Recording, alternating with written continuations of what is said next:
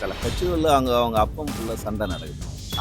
பாமக தொண்டர்களா இருக்கட்டும், இல்ல வன்னியர் மக்களா இருக்கட்டும், அதெல்லாம் இவங்க ஏத்துக்கிட்டாங்களா? இல்ல இப்போ அதை வந்து புரிஞ்சிடுது.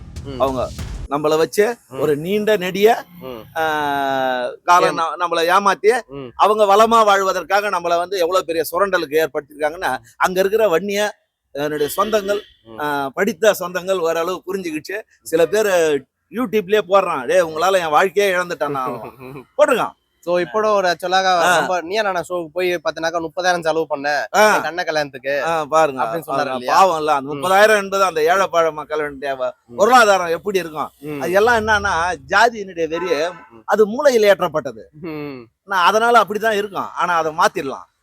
ஏன் மாத்தணும்னாக்கா முற்போக்கு சிந்தனையாளர்கள், முற்போக்கு கருத்தாளர்கள், குறிப்பா படிப்பு கல்வி ஒரு மனிதனை நல்ல மனிதனா மாத்துவதற்கோ பண்பாளனாக சமூக விழிப்புணர்வு பெறுவதற்கு வழிவகுக்கும். அதனாலதான் அவங்களை எல்லாரையும் சொந்தங்கள் எல்லாரும் படிக்கணும்.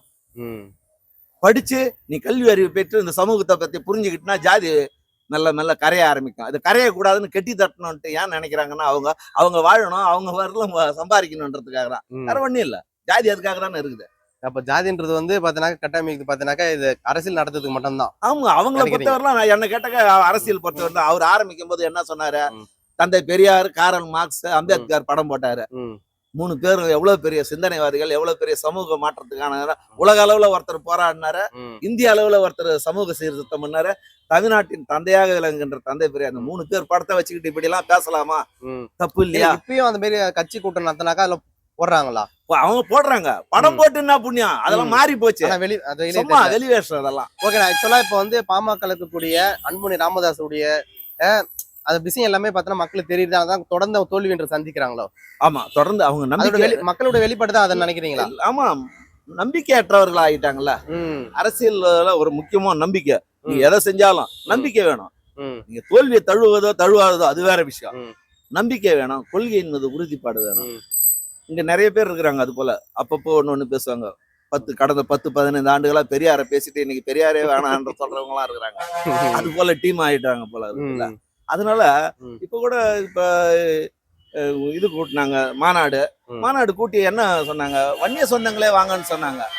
அவரு எப்படி நாம வந்து சமூக நீதி போராளின்னு சொல்றதுக்கே எனக்கு எல்லாம் வாயே வரல. ஓகே, அந்த கூட்டத்துல சொல்லுவாங்க காடுவெட்டி குரு பத்தி பார்த்தீங்கன்னா நினைவு கொடுத்துருக்காங்க இல்லையா? எப்பெல்லாம் இவங்க மாநாடு நடத்துறாங்களோ அப்பெல்லாம் பார்த்தீங்கன்னா காடுவெட்டி குடும்பத்துல இருந்து யாரோ ஒருத்தவங்க இவங்க மேல விமர்சனம் வைக்க ஆரம்பிச்சு. கண்டிப்பா வைப்பாங்க. காடுவெட்டி குரு எதுக்காக பயன்படுத்தினாங்க? ரவுடி போல பயன்படுத்தினாங்க இவங்கள. கட்ட பஞ்சாயத்து. ஆமா, வேற என்னத்துக்கு பண்ணாங்க? வேற எதுவும் பண்ணல. என்ன இருக்குது காடுவெட்டி குருவுக்கு? தங்களை எல்லாம் பாத்துக்குவாங்க, நம்ம சமூகத்தின் மீது பெரிய உழைப்பை செலுத்த, இந்த சமூகத்துக்காக நாம இவ்வளவு பெரிய உழைப்பு உழைச்சா அந்த சமூகம் முன்னேறன்னு பார்த்தாங்க. எங்க முன்னேறது? 1000 கோடி ரூபாய் அவங்க வன்னியர் அறக்கட்டளையே இன்னைக்கு ராமதாஸ் அறக்கட்டளைன்னு மாத்திக்கிட்டாங்க.